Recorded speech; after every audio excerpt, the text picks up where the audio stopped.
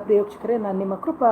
ಇವತ್ತಿನ ವಿಷಯ ಏನು ಅಂತಂದರೆ, ಸರ್ವ ಕಾರ್ಯಗಳನ್ನು ಸಿದ್ಧಿ ಮಾಡಿಕೊಳ್ಳುವಂತಹ ಒಂದು ವಶೀಕರಣ, ಒಂದು ಅಂಜನಾ ತಯಾರಿಕೆ ಅಂತ ಹೇಳಿಬಿಟ್ಟು. ನೋಡಿ, ಯಾರಾದರೂ ನನ್ನ ಚಾನಲ್ನ ಮೊದಲನೇ ಬಾರಿಗೆ ನೋಡ್ತಿದ್ರೆ ದಯವಿಟ್ಟು ಚಾನಲ್ನ ಸಬ್ಸ್ಕ್ರೈಬ್ ಮಾಡಿ, ಹಾಗೆ ಲೈಕ್ ಮಾಡಿ, ಜೊತೆಗೆ ಶೇರ್ ಮಾಡಿ. ಹಾಗೆ ನಿಮ್ಮ ಜೀವನದಲ್ಲಿ ಉಂಟಾಗುವಂತಹ ಎಷ್ಟೋ ಹಲವಾರು ಸಮಸ್ಯೆಗಳನ್ನ ಇವತ್ತು ನಾನು ಹೇಳುವಂತಹ ಸರ್ವಸಿದ್ಧಿ ಅಂಜನಾ ತಯಾರಿಕೆ ವಿಚಾರದಲ್ಲಿ ನೀವು ಸರ್ವವನ್ನು ಅಂದರೆ ಸರ್ವಗಳನ್ನು ದೂರ ಮಾಡ್ಕೋಬೋದು ಅಂತ ಹೇಳ್ತಾ ಹೋಗ್ತೀನಿ ಪ್ರಿಯೋಕ್ಷಕರೇ.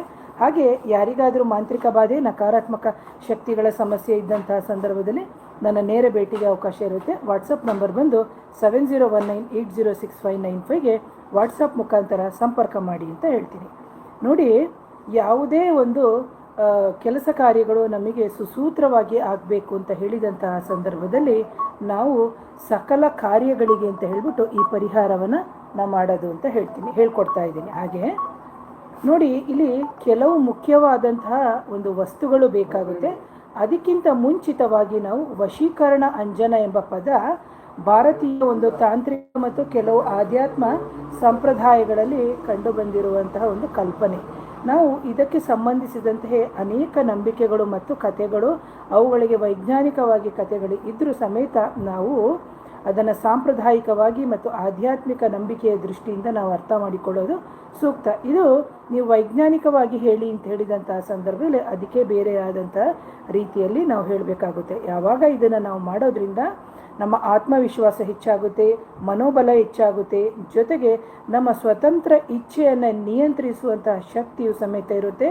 ಎಷ್ಟೋ ಸಂದರ್ಭದಲ್ಲಿ ನಮಗೆ ವಿಶ್ವಾಸನೇ ಇರಲ್ಲ, ಕೆಲವು ಕಾರ್ಯಗಳು ಆಗುತ್ತೆ ಅಂತ ಹೇಳ್ಬಿಟ್ಟು ಅಂತಹ ಸಂದರ್ಭದಲ್ಲಿ ನಾವು ಸರ್ವಸಿದ್ಧಿ ಒಂದು ಅಂಜನಾ ತಯಾರಿಕೆ ಅಂದರೆ ಸರ್ವಸಿದ್ಧಿ ಅಂತ ಹೇಳಿದಂಥ ಸಂದರ್ಭದಲ್ಲಿ ನಮ್ಮ ಜೀವನದಲ್ಲಿ ಉಂಟಾಗುವಂಥ ಯಶಸ್ಸಾಗಿರ್ಬೋದು, ಮನೋಬಲ ಆಗಿರ್ಬೋದು, ಆತ್ಮವಿಶ್ವಾಸ ಆಗಿರ್ಬೋದು, ಆಧ್ಯಾತ್ಮಿಕ ಪ್ರಗತಿಗಳಾಗಿರ್ಬೋದು, ಈ ಥರ ಎಲ್ಲ ಶುಭ ಕಾರ್ಯಗಳನ್ನು ಅಥವಾ ಶುಭ ಫಲಗಳನ್ನು ಪಡೆಯಲು ನಾವು ಬಳಸುವಂತಹ ಒಂದು ಸಂಕೇತವಾಗಿದೆ. ಹಾಗಾಗಿ ಇಂತಹ ಒಂದು ಆಧ್ಯಾತ್ಮಿಕ ದೃಷ್ಟಿಕೋನದಲ್ಲಿ, ಒಂದು ಗುರುಗಳ ಆಶೀರ್ವಾದದಲ್ಲಿ, ಒಂದು ದೇವತಾ ಭಕ್ತಿಯಲ್ಲಿ ನಿಯಮಿತವಾಗಿ ಮಂತ್ರ ಜಪ, ಧ್ಯಾನ, ಸಾತ್ವಿಕವಾದಂತಹ ಒಂದು ಜೀವನವನ್ನು ನಡೆಸ್ಕೊಂಡು ಸತ್ಯ, ದಯೆ, ಧರ್ಮಗಳ ಪಾಲನೆಯನ್ನು ಮಾಡಿಕೊಂಡು ಈ ಒಂದು ಸರ್ವಸಿದ್ಧಿ ಕಾರ್ಯ ಅಂಜನಾ ವಶೀಕರಣದ ಒಂದು ರಹಸ್ಯ ಅಂತ ನಾನು ಹೇಳ್ತೀನಿ ಪ್ರಿಯೋಕ್ಷಕರೇ.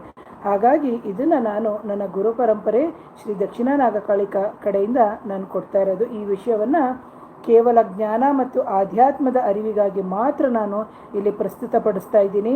ಜೊತೆಗೆ ನೀವು ಯಾರಾದರೂ ಸಾಧನೆ ಮಾಡಬೇಕು ಅಂತಿದ್ರೆ, ಅಥವಾ ನಿಮ್ಮಲ್ಲಿಗೆ ದೈವಿಕ ಕೃಪೆ ಬೇಕು ಅಂತಿದ್ರೆ, ಅಥವಾ ಸಕಾರಾತ್ಮಕವಾದಂತಹ ಚಿಂತನೆಗಳಿದ್ದರೆ ಮಾತ್ರ ಮಾಡಿ. ಯಾವುದೇ ಕಾರಣಕ್ಕೂ ಇಂತಹ ಒಂದು ಅಂಜನಾ ತಯಾರಿಕೆಯನ್ನು ನೀವು ಖಂಡಿತವಾಗಲೂ ಬೇರೆಯವ್ರನ್ನ ಯಾರನ್ನೂ ವಶ ಮಾಡ್ಕೊಳ್ಳೋಕ್ಕಾಗಿರ್ಬೋದು, ಅಥವಾ ಬೇರೆ ಯಾವುದೋ ಕೆಟ್ಟ ಕಾರ್ಯಗಳಿಗೆ ನೀವು ಇದನ್ನು ಬಳಸಿದ್ರೆ ಖಂಡಿತವಾಗ್ಲೂ ನಿಮಗೆ ಕ್ಷಮೆ ಇಲ್ಲ, ಇದು ನಿಮಗೆ ವಾಪಸ್ ಹೊಡೆಯುತ್ತೆ ಅಂತ ಹೇಳ್ತೀನಿ.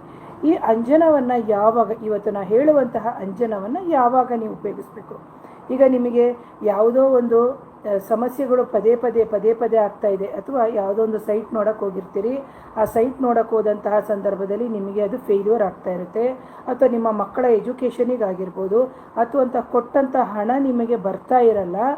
ಈ ಥರ ಎಲ್ಲ ಶುಭ ಕಾರ್ಯಗಳಿಗೆ, ಅಥವಾ ಯಾವುದೋ ಒಂದು ಅಧಿಕಾರಿ ಹತ್ರ ನೀವೊಂದು ಫೈಲ್ ಮೂವ್ ಮಾಡೋಕ್ಕೆ ಹೋಗ್ತಾ ಇರ್ತೀರಿ, ಅಥವಾ ನಿಮಗೆ ಎಷ್ಟೋ ತಡೆಯಾಗುತ್ತಿರುವಂತಹ ಎಲ್ಲ ಕೆಲಸಗಳಿಗೆ ಸಮಸ್ಯೆ ಆಗ್ತಾ ಇದ್ದಂತಹ ಸಂದರ್ಭದಲ್ಲಿ ನೀವು ಇಂತಹ ಒಂದು ಅಂಜನಾ ಪ್ರಯೋಗವನ್ನು ನೀವಿಲ್ಲಿ ಬಳಸ್ಬೋದು ಅಂತ ಹೇಳ್ತೀನಿ. ಈ ಅಂಜನವನ್ನು ನಾವು ಯಾವ ರೀತಿ ತಯಾರು ಮಾಡುವಂಥದ್ದು ಅಂತೇಳಿ ನೋಡಿ, ಇದನ್ನು ಮಾಡಬೇಕಾಗಿದ್ದು ಮೊದಲಿಗೆ ಬಂದು ಅಮಾವಾಸ್ಯೆಯ ದಿನ ಸಿದ್ಧಿ ಮಾಡ್ಕೊಳ್ಳಿ, ಇಲ್ಲದಿದ್ದರೆ ಹುಣ್ಣಿಮೆಯ ದಿನ ಮಾಡ್ಕೊಳ್ಳಿ, ಇಲ್ಲದಿದ್ದರೆ ಗುರುವಾರ, ಇಲ್ಲದಿದ್ದರೆ ಶುಕ್ರವಾರ. ಈ 4 ದಿನಗಳಲ್ಲಿ ನೀವು ಮಾಡ್ಕೋಬೋದು. ಇದು ಗಂಡು ಮಕ್ಕಳು ಮಾಡ್ಬೋದು, ಹೆಂಗಸರು ಮಾಡ್ಬೋದು, ಮಧ್ಯಮ ವಯಸ್ಸಿನವರು ಮಾಡ್ಬೋದು. 18 ವರ್ಷ ಮೇಲ್ಪಟ್ಟು ಯಾರಿದ್ದಾರೆ ಅವರು ಮಾಡ್ಬೋದು. ಸೊ ಇದನ್ನು ನೀವು ಮಕ್ಕಳಿಗೆ ಧರಿಸ್ಬೋದು ಅಂದಾಗ ಮಕ್ಕಳ ವಿದ್ಯಾಭ್ಯಾಸಕ್ಕೆ ಈ ಅಂಜನವನ್ನು ಧರಿಸ್ಬೋದು. ಮಕ್ಕಳು ಮಧ್ಯದಲ್ಲಿ ತುಂಬ ಚೇಷ್ಟೆ ಮಾಡ್ತಾ ಇದ್ದಾರೆ, ಒಂಥರ ಬೆಚ್ಚಿ ಬೀಳ್ತಾ ಇದ್ದಾರೆ ಅಂತ ಹೇಳಿದಂತಹ ಸಂದರ್ಭದಲ್ಲಿ ಇವತ್ತು ನಾನು ಕೊಡುವಂತಹ ಅಂಜನವನ್ನು ಇದು ಮಾಡ್ಬೋದು. ಹಾಗೆ ಕೆಲವೊಂದು ಸಂದರ್ಭದಲ್ಲಿ ಮಕ್ಕಳಿಗೆ ಅಪಘಾತಗಳಾಗೋದು ಅಥವಾ ದೊಡ್ಡವರಿಗೆ ಅಪಘಾತಗಳಾಗುವಂಥದ್ದು, ಇಂಥದ್ದೆಲ್ಲ ಒಂದು ಸಮಸ್ಯೆಗಳು ಅಂದರೆ ತಲೆದೋರಿದಂತಹ ಸಂದರ್ಭದಲ್ಲಿ ಆಗ್ಬೋದು. ಇಂತಹ ಒಂದು ಅಂಜನವನ್ನು, ನಾನು ಇವತ್ತು ಹೇಳುವಂಥ ಅಂಜನವನ್ನು ನೀವು ನಿತ್ಯ ಹಣೆಗೆ ಧಾರಣೆ ಅಥವಾ ಇಲ್ಲಿಗೆ ಧಾರಣೆ ಅಥವಾ ನೆತ್ತಿಗೆ ಧಾರಣೆ ಮಾಡಿಕೊಂಡು ಹೋಗ್ಬೋದು. ಇಲ್ಲದಿದ್ರೆ ನಿಮ್ಮ ಹೊಕ್ಕಳಂತ ಏನಿದೆ, ಆ ನಾಭಿ ಅಂತ ಏನಿದೆ, ಅಲ್ಲಿಗೆ ನೀವು ಧರಿಸ್ಕೊಂಡು ಹೋಗೋದ್ರಿಂದ ಖಂಡಿತವಾಗ್ಲೂ ನಿಮಗೆ ಶುಭ ಕಾಮನೆಗಳು ಜಾಸ್ತಿ ಆಗುತ್ತೆ. ಅಂದರೆ ಶುಭ ಕಾರ್ಯಗಳು, ನಿಂತಿರುವಂತಹ ಎಲ್ಲ ಶುಭ ಕಾರ್ಯಗಳು ಉಂಟಾಗುತ್ತೆ ಅಂತ ಹೇಳ್ತೀನಿ.